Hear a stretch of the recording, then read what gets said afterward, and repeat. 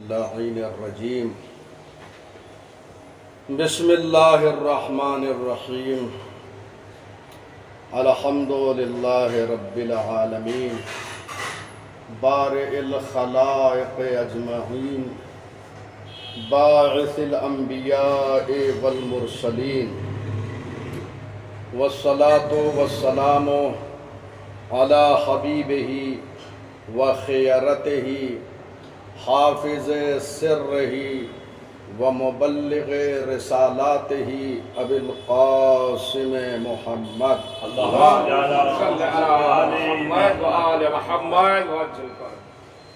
وآلہ الطیبین الطاہرین المعصومین المظلومین لا سیما بقیت اللہ فی الارضین روحی وارواح العالمین لتراب مقدمہ الفداء واللعن الدائم علی آدائہم اجمعین من الآن الى قیام یوم الدین اما بعد اعوذ باللہ من الشیطان اللعین الرجیم بسم اللہ الرحمن الرحیم ان اللہ لا یظلم مثقال ذرۃ وان تک حسنۃ یضاعفها ویؤت من لدنہ اجرا عظیما۔ یہ آیہ مبارکہ کہ جس میں پروردگار عالم یہ ارشاد فرما رہا ہے کہ خدا بند عالم کسی پر ذرہ برابر بھی ظلم کرنے والا نہیں ہے، یعنی وہ ذرہ برابر بھی کسی پر ظلم نہیں کرتا ہے۔ وَإِن تَكُ حَسَنَةً يُضَاعِفْهَا، اور اگر کوئی نیک کام ہو تو اسے وہ دگنا کر دیتا ہے یا اس سے زیادہ کر دیتا ہے، یعنی 2 4 10 20 700 1000 یہ سب کو مضاعف شامل ہے، انشاءاللہ بھی بیان کریں گے۔ وَيُؤْتِ مِن لَّدُنْهُ أَجْرًا عَظِيمًا، اور وہ اپنے پاس سے اجر عظیم دیتا ہے، بہت بڑا اجر دیتا ہے۔ اور فرمایا یہ ترجمہ ہے ظاہری۔ اب آئیے تفسیر کی طرف۔ میں نے محور تو یہی تفسیر ہے، لیکن متعدد تفسیروں کو میں دیکھ کر آتا ہوں، کیونکہ ہر تفسیر میں ایک اہم نقطہ ہوتا ہے۔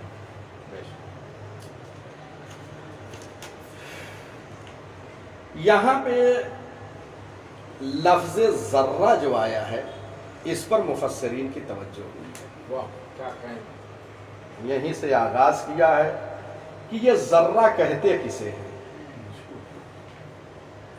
ذرہ کہتے کسے ہیں۔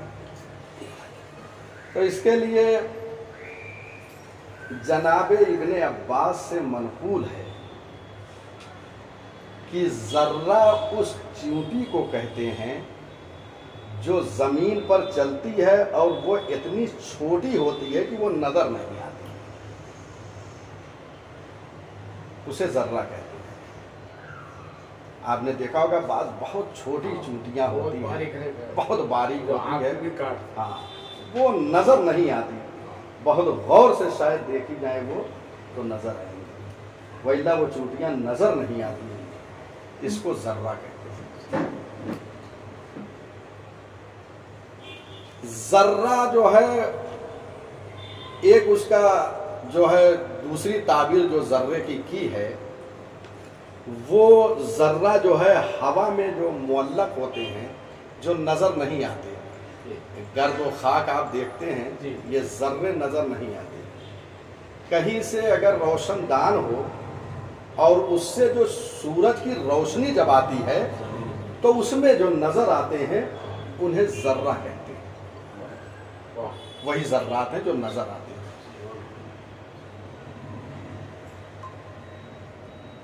تو یہاں پر ذرہ جو ہے ایک تو اس چیونٹی کو کہتے ہیں کہ جو زمین پہ نظر نہیں آتی، اور دوسرے ذرہ جو ہے بعض نے یہ کہا ذرہ اس کو کہتے ہیں جو ہوا میں معلق ہے، اس وقت بھی ہے نظر نہیں آ رہی، جب وہ شعاعیں پڑتی ہے سورج کی اس سے وہ ذرات نظر آتے ہیں، اور اس کا کوئی وزن بھی نہیں ہے، اگر آپ دیکھیں تو کوئی خاص اس کا وزن بھی نہیں ہے۔ مثقال ایک کلمہ یہاں پہ آیا ہوا ہے، اس کا معنی ہے وزن، ذرہ، یہ بھی روشن ہو گیا، مثقال وزن کو کہتے ہیں۔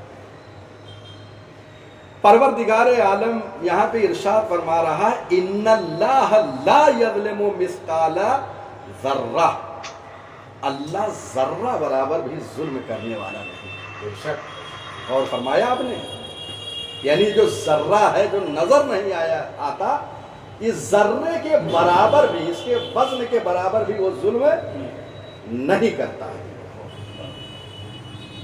یہ اسی لیے جو ہے مفسرین نے اس ذرے کو فوکس کیا اس پر، اور اس کے معنی کو بیان کیا، اس کے مصداق کو بیان کیا، تاکہ یہ بات واضح ہو جائے کہ پروردگار، اور انا کے ذریعے سے دیکھیے آیت شروع ہے، انا وہاں پہ یہ لفظ استعمال کیا جاتا ہے کہ اگر کہیں پہ شک و شبہ ہو تو اس کو دور کرنے کے لیے انا کا استعمال ہوتا ہے، اور فرمانا یعنی بتحقیق، انا کا معنی ہے بتحقیق، جو بسا اوقات ترجمہ نہیں ہوتا ہے، آپ دیکھتے ہو، بتحقیق پروردگار عالم ذرہ برابر بھی ظلم کرنے والا نہیں ہے۔ اب وہ ظلم کئی طریقے سے متصور ہو سکتا ہے۔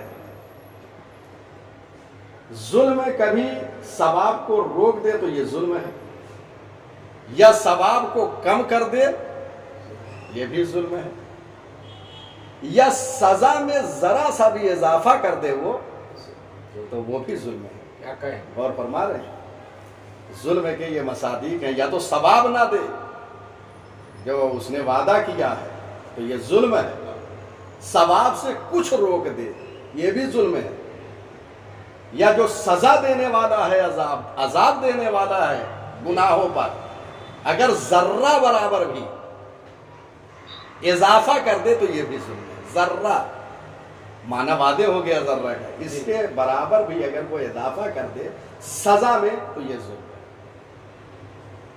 اور پروردگار ظلم کرنے والا عادل ہے، اور اسی عدل کی بنیاد پہ، عدل کا معنی یہی ہے کہ وہ ثواب دے اور جو ہے گناہ کرنے والوں کو عذاب دے۔ اچھا، اس کا سرچشمہ کیا ہے کہ یہ ظلم کیوں ہوتا ہے؟ جو آج دنیا میں لوگ ظلم کر رہے ہیں، یہ ظلم کیوں ہو رہا ہے؟ کہتے ہیں کہ ظلم یا جہل کی بنیاد پر انسان کرتا ہے، یعنی ظلم کے قبح کو نہیں جانتا، ظلم کی برائی سے وہ ناواقف ہے، وہ نہیں جانتا کہ ظلم ایک برا عمل ہے، اس لیے وہ کیا کرتا ہے؟ ظلم کرتا ہے۔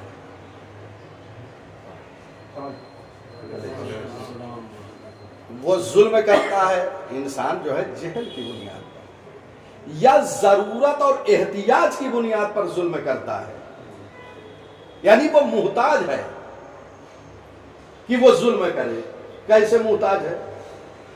مثلا ایک انسان ایک منصب پر فائز ہے، اب وہ چاہتا ہے کہ اس مقام پہ میں پہنچ جاؤں، تو اب اس کو ہٹانے کے لیے وہ ظلم کرے گا، کیونکہ محتاج ہے اس منصب کا، وہ چاہتا ہے میں وہاں پہنچوں، لہٰذا وہ جو وہاں پر منصب پر ہے اس کو ہٹانا چاہے گا، اور یہ ظلم ہے۔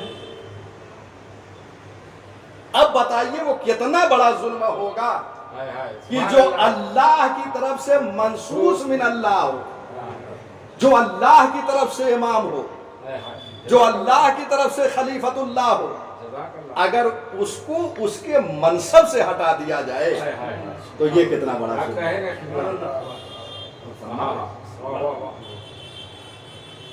تو یہ ظلم کیوں ہوتا ہے؟ جہل کی بنیاد پر، احتیاج کی بنیاد پر، حرص کی بنیاد پر، یہ سرچشمہ جہل ہے۔ پروردگار اس لیے ظلم نہیں کرتا کہ یہ ساری چیزیں جو ہے نقص ہے اور نقص اللہ میں نہیں پایا جاتا. غور فرما رہے ہیں؟ اللہ عالم ہے, اللہ احتیاج نہیں رکھتا, اللہ محتاج نہیں ہے.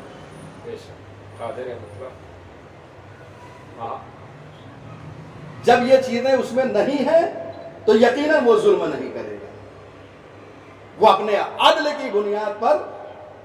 بلکہ ایک بات اور یہاں پہ عرض کر دوں کہ وہ جو سزا دے رہا ہے وہ عدل کی بنیاد پر ہے, لیکن جزا جو دے رہا ہے, ثواب دے رہا ہے, وہ لطف کی بنیاد پہ دے رہا ہے. سبحان اللہ. اور فرما رہے ہیں ثواب جو دے رہا ہے وہ لطف کی بنیاد پہ دے رہا ہے. ہم اس کے مستحق نہیں ہیں. وہ مستحق کتنے ہیں؟ جتنا عمل کیا ہے اس عمل کے برابر ہمیں ثواب عنایت کرے. لیکن پروردگار اضافہ کر کے ہمیں عطا کرتا ہے. یہ اس کا لطف و کرم ہے, یہ اس کا فیض ہے. اچھا کتنا اضافہ کر رہا ہے؟ اب آپ اس آیت میں ملاحظہ فرمائیں کہ وہ ذرہ برابر ظلم نہیں کرتا, اور اس کے بعد وَإِن تَكُ حَسَنَةً, اگر ذرہ برابر حسنہ ہو, ذرہ برابر, تو یضاعفھا, تو اس کو دوگنا کر دیتا ہے یا اس سے زیادہ کر دیتا ہے. یہاں پہ ایک ادبی نکتہ ہے, وہ آپ کی خدمت میں عرض کروں. بعض مفسرین نے یہاں پہ لکھا ہے, اور یہ ادبی نکتہ ہے, بعد نے لکھا ہے بعد نے نہیں لکھا ہے, تو اس کا مطلب یہ نہیں ہے کہ یہ بات ان کے ذہن میں نہیں تھی. یہ ادبی نکتے ہیں, اور میں چونکہ یہ بعد میں سوشل میڈیا وغیرہ پہ ارسال کرتے ہیں اس لیے میں یہاں پہ بیان کر دوں. یہاں پہ تقو جو ہے, یہ تقو جو ہے وَإِن تَقُو, یہ کانا سے بنا ہے. کلمہ کانا آیا ہے قرآن میں, بتائے کانا من الکافرین آیا ہے, تو یہ کانا سے تقو بنا ہے, اور یہ مؤنث ہے. یہ کلمہ جو ہے مؤنث ہے. اس کے لیے ایک اسم کی ضرورت ہے اور ایک خبر کی ضرورت ہے. خبر یہاں پہ ذکر ہے حسنتن, حسنتن جو یہاں خبر ہے وہ ذکر ہے, اسم ذکر نہیں ہے, اسم محذوف ہے. وہ اسم کیا ہے؟ وہ کہتے ہیں مثقال ہے, لیکن مثقال جو ہے وہ تو مذکر ہے, جبکہ اسم کیا ہے؟ مؤنث ہونا چاہیے, جیسے کہ خبر مؤنث ہے حسنتن. تو کہتے ہیں یہاں پر ماہرین ادبیات کہ مثقالہ جو ہے وہ اضافہ ہوا ہے کس کی طرف؟ ذرہ کی طرف, اور ذرہ مؤنث ہے. کلمہ مثقال نے ذرہ سے تانیث کو کسب کر لیا ہے. کیا کہنے, یعنی ذرہ مؤنث ہے, یہ مثقال جو مذکر ہے اس نے جو ہے اس سے کسب تانیث کر لیا, اور یہ خود مؤنث کا کام کر رہا ہے, یعنی حاصل کر لیا اس کی تانیث کو. لہذا اب یہاں پر اس میں قرار پا سکتا ہے. یعنی اگر آپ جو ہے ذرہ برابر بھی جو ہے حسنہ انجام دیں گے تو پروردگار دگنا کر دے گا, اس سے زیادہ کر دے گا. یہ اس کا لطف ہے. اگر آپ کوئی برا فعل انجام دے رہے ہیں, کوئی بدی انجام دے رہے ہیں, تو ذرہ برابر اس میں اضافہ نہیں کر رہا ہے, غور کیجیے. اور ثواب کر رہے ہیں تو لطف و کرم سے اضافہ کر رہا ہے. قرآن مجید کی ایک آیت ہے جس میں پروردگار عالم یہ ارشاد فرما رہا ہے کہ جو نیکی لے کر آتا ہے ہم اسے 10 برابر کر دیتے ہیں. غور فرما رہے ہیں, ایک نیکی انسان لے کر گیا بارگاہ رب العزت میں, وہ 10 گنا کر دیتا ہے. غور فرما رہے ہیں, دیکھ رہے ہیں کرم, اس کا فیض, اس کا لطف, اس کا کرم. آئے مبارکہ سورہ انعام 160 آیت نمبر ہے. من جاء بالحسنۃ، یہ آیتیں جو پڑھ رہا ہوں ملاحظہ فرمائیے گا آپ بعد میں قرآن مجید میں. من جاء بالحسنۃ فلہ عشر امثالھا، جو شخص ایک نیکی بارگاہ رب العزت میں لے کر آئے گا تو پروردگار جو ہے اس کو 10 برابر کر دے گا. ومن جاء بالسیئۃ فلا یجزی الا مثلها وهم لا یظلمون، اور جو ایک بدی لے کر آئے گا تو پروردگار اس کو اسی بدی کے برابر جو ہے وہ سزا دے گا. اس میں اضافہ فرما رہے ہیں. ہاں اب دیکھیے نزاکت، اللہ یہاں پہ اب پروردگار کیا کہہ رہا؟ وَهُمْ لَا يُظْلَمُونَ، اور ان پر ظلم نہیں کیا جائے گا. یعنی اگر ایک برائی لے کر کوئی پہنچ رہا ہے تو سزا اسی کے برابر. اس کے بعد کیا کہا؟ وَلَا يُظْلَمُونَ، بے شک. یعنی اس پر ظلم نہیں ہوگا، یا پھر کہہ دیا. لیکن جب ثواب کا اس نے تذکرہ کیا، حسنہ کا، تو کہا 10 برابر ہم کر دیں گے. رحمت، کتنا کرم ہے اس کا، بے شک. کتنا لطف ہے اس کا. اللہ، یہ تو ہے 10 برابر.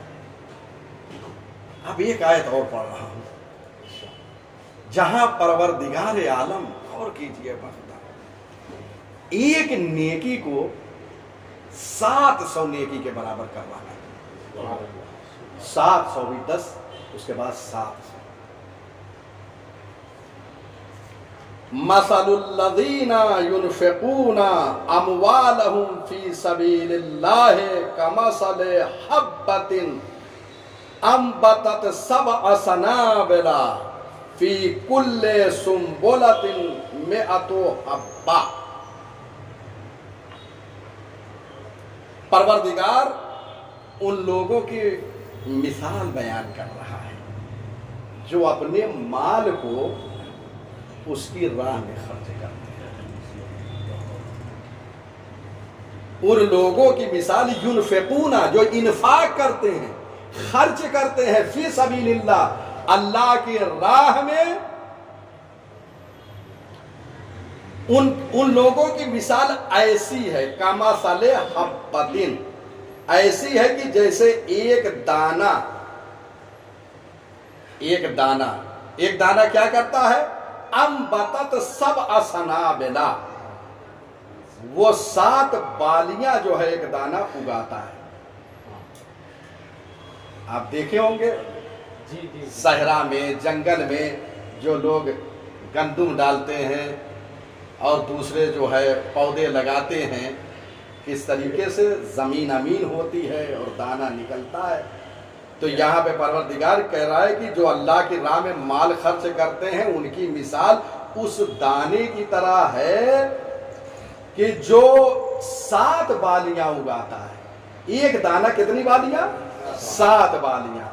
فی کل سنبلۃ 100 حبہ، اور ہر بالی میں 100 دانے ہوتے ہیں. تو 700. کتنے ہوئے؟ 700. 7.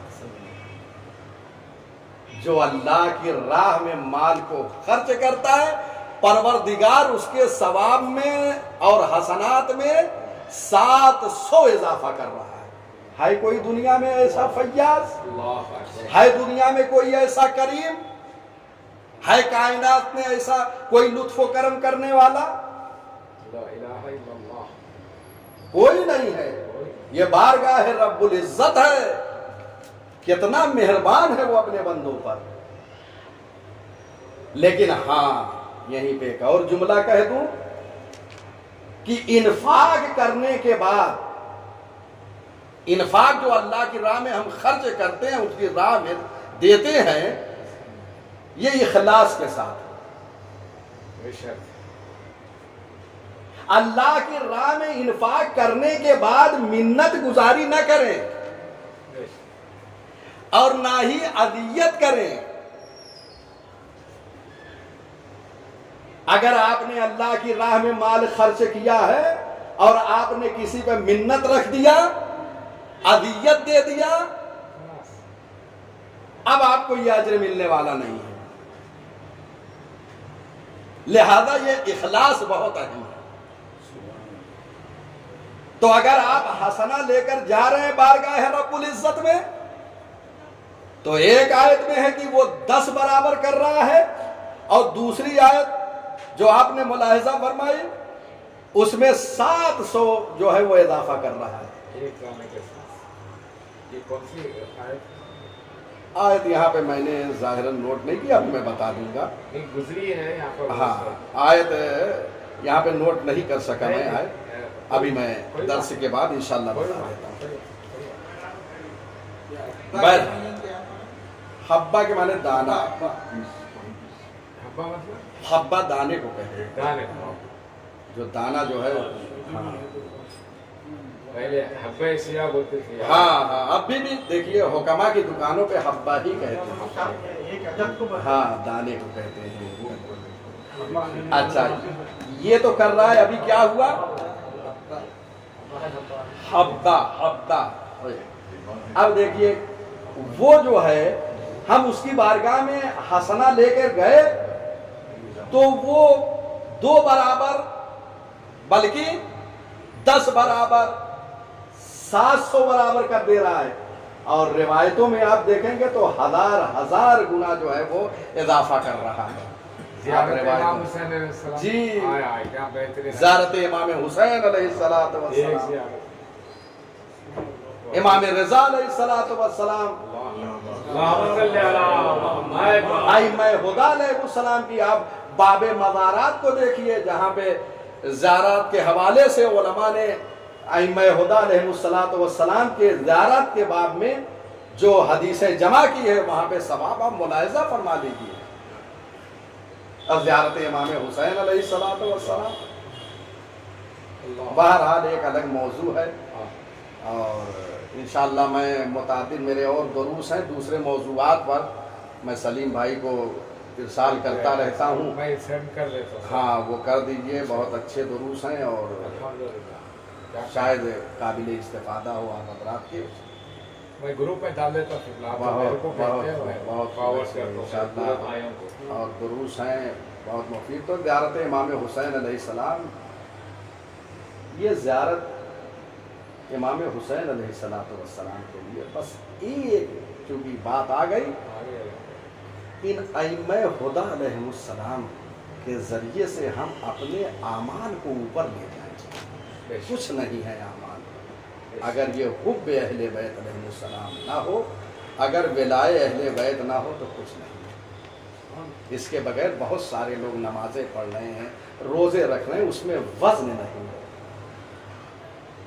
یہ وزن ولائے آل محمد کے ذریعے سے آتا ہے، سبحان اللہ، بے شک ان کی محبت کے ذریعے سے پروردگار عمل کو اوپر لے جاتا ہے۔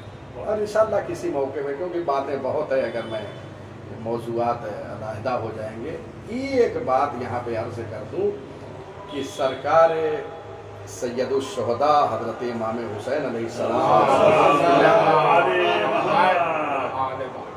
زیارت کو جو جاتا ہے، تشریف لے جاتا ہے ان کی زیارت کے لیے، پروردگار عالم ان ایام کو اس کی عمر میں حساب نہیں کرتا، اور یہ جب دنیا سے رخصت ہو جائے گا تو جنت میں وہ مہمان جنت نہیں ہوگا۔ جو زیارت سید الشہداء کے بغیر چلا جائے وہ مہمان ہوگا جنت میں۔ اچھا، یہ بھی روایتوں میں ہے، اور مہمان کی حیثیت جانتے ہیں مجھ سے بہتر، لہذا ایک روایت اور عرض کر دوں، جو نہیں گئے ہیں حضرت ابا عبداللہ حسین کی زیارت کے لیے حتماً تشریف لے جائیں۔ امام صادق علیہ السلام نے فرمایا ہے کہ نمک روٹی کھا لو لیکن زیارت سید الشہداء کو بہرحال تشویق کریں لوگوں کو، اور اس میں اگر کوئی قرض بھی لے کے گیا تو پروردگار اس قرض کو ادا کر دے گا غیب سے۔ حج کے لیے پروردگار نے کہا میرے گھر کے لیے जब तक मुस्तती ना हो जाओ मत आओ। लेकिन सरकार सैयद शुहदा हजरत अबा अब्दुल्लाह हुसैन के लिए इस्तिताअत शर्त नहीं है, कर्ज ले लो, परवरदिगार गैब से अदा कर देगा।